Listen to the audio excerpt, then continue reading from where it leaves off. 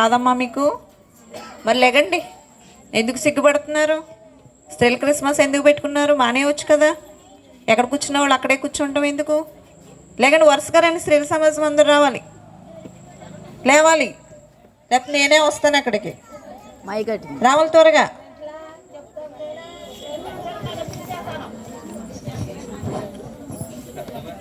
ఆ దేశంలో కొందరు గొర్రెల కాపర్లు పొలములో ఉండి రాత్రివేళ తమ మందను కాచుకొని చుండగా ప్రభు దూత వారి వద్దకు వచ్చి నిలిచెను. ప్రభు మహిమ వారి చుట్టూ ప్రకాశించినందున వారు మిక్కిలి భయపడిరి. అయితే ఆ దూత భయపడకుడి, ఇదిగో ప్రజలందరికీ కలుగబోవు మహాసంతోషకరమైన సువార్తమానము నేను మీకు తెలియజేయుచున్నాను. దావీదు పట్టణమందు నేడు రక్షకుడు మీ కొరకై పుట్టినాడు, ఈయన ప్రభువైన క్రీస్తు. దానికి ఇదే మీకు ఆనవాలు. ఒక శిశువు పొత్తుగుడ్డలతో చుట్టబడి ఒక తొట్టెలో పెట్టుట మీరు చూసేదరని వారితో చెప్పాను.